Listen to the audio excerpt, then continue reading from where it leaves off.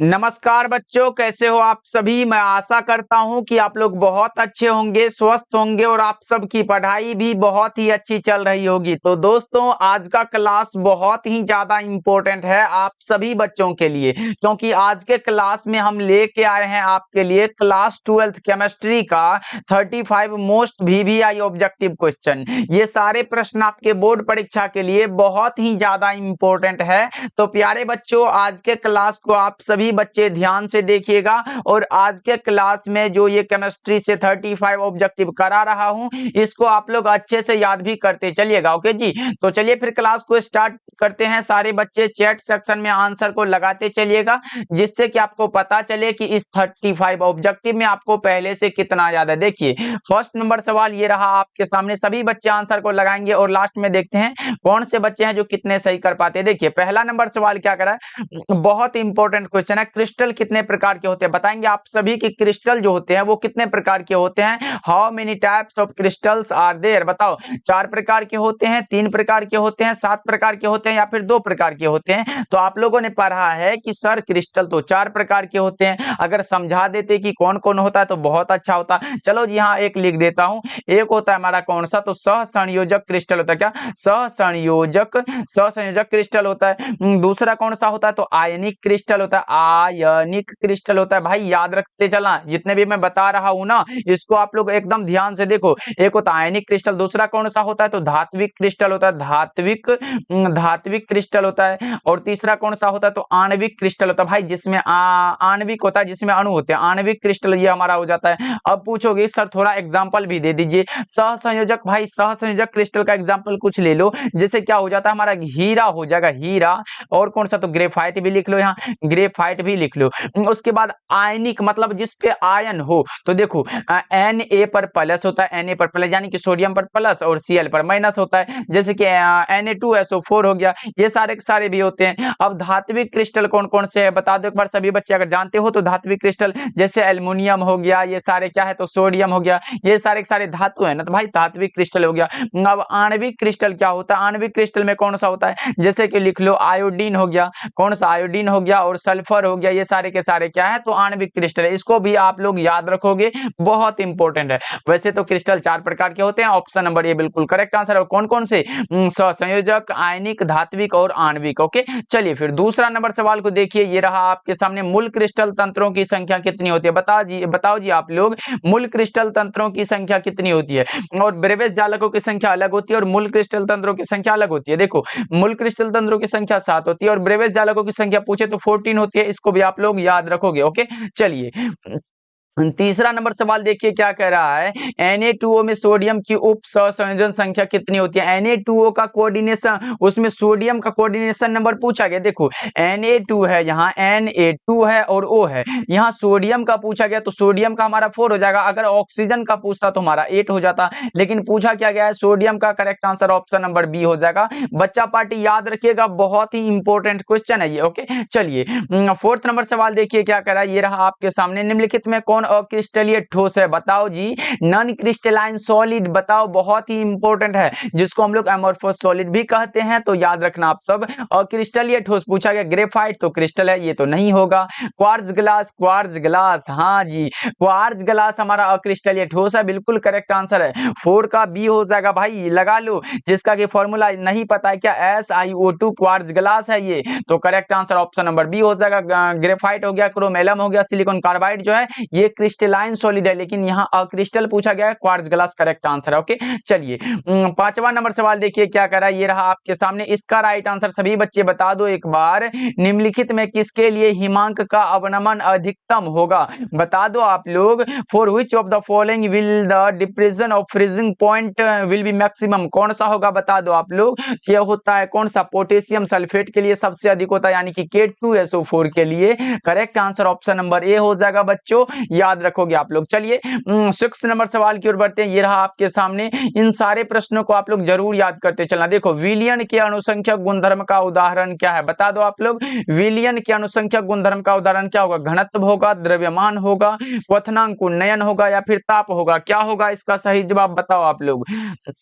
Six का सही जवाब फटाफट से बता दो। तो विलियन का अनुसंख्यक गुणधर्म वह होता है जो विलियन में उपस्थित विलय के कणों की संख्या पर निर्भर करता है भाई। तो कणों की संख्या विलियन का अनुसंख्यक गुणधर्म मात्र 4 होते हैं। कौन कौन से? क्वथनांक का उन्नयन, हिमांक का अवनमन, प्रसरणी दाब और वाष्प दाब का आपेक्षिक अवनमन। कितना हुआ? 4 हुआ। तो क्वथनांक का उन्नयन दिख रहा है तो ऑप्शन नंबर सी को टिक कर लो, सही जवाब हो जाएगा। चलिए 7 नंबर सवाल की ओर बढ़ते हैं। ये रहा आपके सामने, इसका राइट आंसर सभी बच्चे बताएंगे। निम्न में से कौन ताप द्वारा प्रभावित नहीं होती है? नहीं होती है पूछा गया आप लोगों से, तो बताओ 7 का करेक्ट आंसर क्या होगा? ताप के द्वारा प्रभावित नहीं होने वाला जो है वो है मोललता, molality. Correct answer option number D हो जाएगा। 7 का डी जितने भी बच्चे लगा रहे हो बिल्कुल करेक्ट आंसर हो जाएगा, क्योंकि प्रति केजी विलायक में घुले हुए विलय के मोलों की संख्या को क्या कहते हैं? तो मोललता कहते हैं। चलिए 8 नंबर सवाल देखिए क्या कह रहा है। फेराडे का प्रथम नियम क्या है? फेराडे साहब का प्रथम नियम पूछा गया है। तो m बराबर होता है वो ZCT भी लिख सकते हो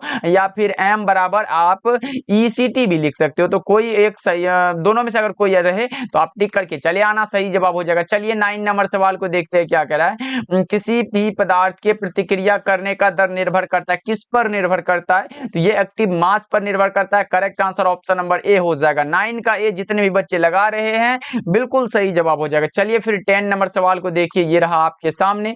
बता दो इसका राइट आंसर क्या होगा? प्रथम कोटि की अभिक्रिया के लिए टी हाफ लाइफ यानी कि हाफ लाइफ का मान कितना होता है? प्रथम कोटि की अभिक्रिया के लिए पूछा गया। अगर मात्रक पूछता तो हम लोग सेकंड इनवर्स लगा सकते थे, लेकिन नहीं, यहाँ मान पूछा गया जो कोई 0.693 बटा में के होता है। Correct answer option number b. Okay चलिए 10 नंबर सवाल देखिए क्या कर रहा है। रासायनिक अधिशोषण अभिक्रिया, रासायनिक अधिशोषण यानी कि केमिकल एडजॉर्प्शन रिएक्शन इज कौन सा होता है? बता दो आप लोग। उत्क्रमणीय होता है, अनुत्क्रमणीय होता है, बहुलीकरण होता है या इनमें से कोई नहीं? क्या होता है बता दो आप लोग।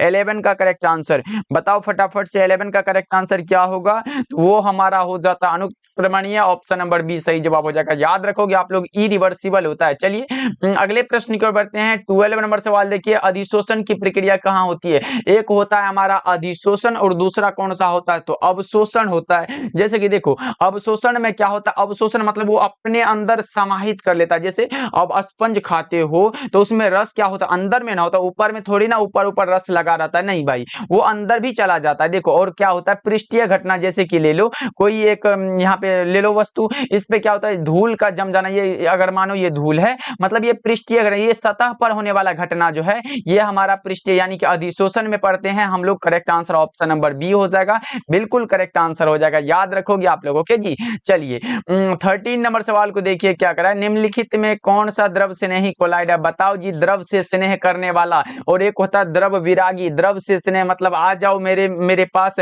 और एक होता है द्रव विरागी, चलो हटो यहाँ से। देखो निम्नलिखित में कौन सा द्रव स्नेही कोलाइड है? तो गोंद हो जाएगा भाई, चिपचिपा। कौन सा? ऑप्शन नंबर बी हो जाएगा। क्या लगा लो 13 का ऑप्शन नंबर बी बिल्कुल करेक्ट आंसर हो जाएगा। चलिए अगले प्रश्न की ओर बढ़ते हैं। ले लो 14 नंबर सवाल, ये रहा आपके सामने। लोहे का मुख्य अयस्क क्या होता है? लोहे का मुख्य अयस्क बताओ आप लोग।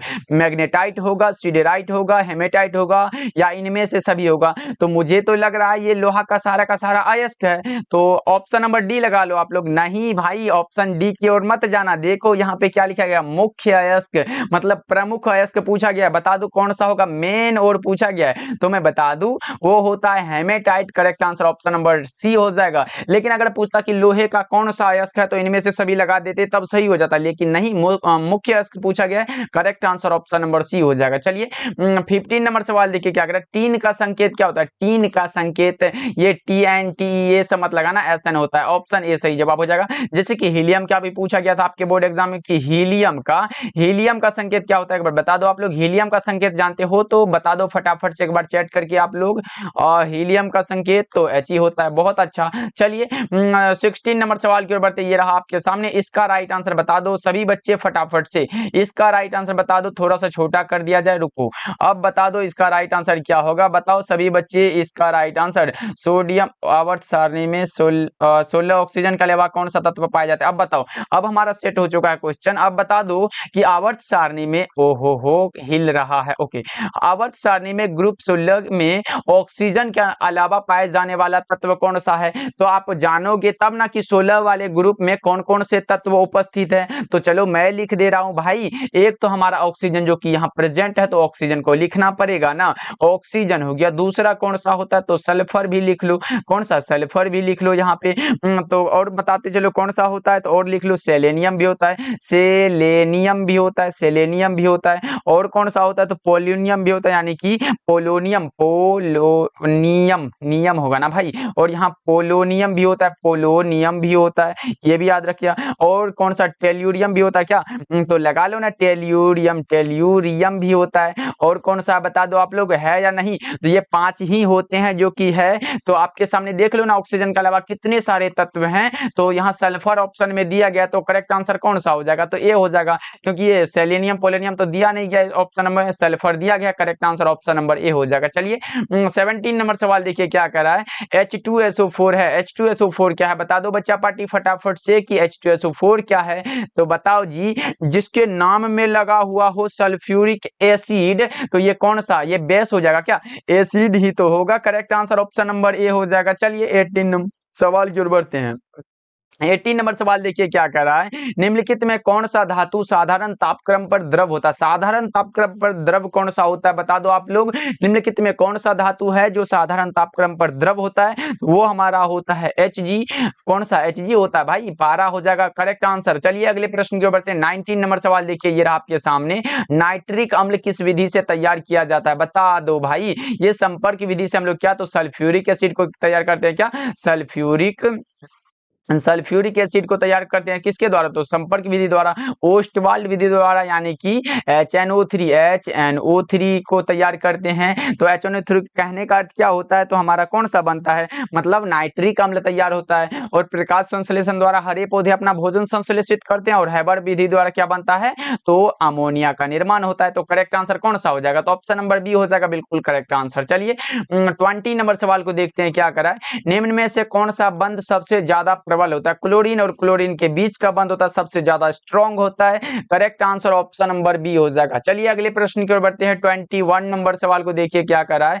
निम्न में कौन सबसे कम क्वथनांक वाली गैस है। इसमें आप कंफ्यूज मत होना, देखो कम क्वथनांक वाली गैस पूछा गया, यहाँ एक में कौन सा है, तो देखो यहाँ हाइड्रोजन लिख लो, H2 लिख लो, नाइट्रोजन लिख लो भाई, N2 लिख लो। उसके बाद कौन सा, हीलियम भी लिख लो, हीलियम भी लिख लो। उसके बाद कौन सा, आर्गन है, तो आर्गन को भी लिख लो। तो देखो इसका सबसे कम वाला कौन सा होता है, तो हाइड्रोजन होता है। Correct answer option number A हो जाएगा, बिल्कुल करेक्ट आंसर।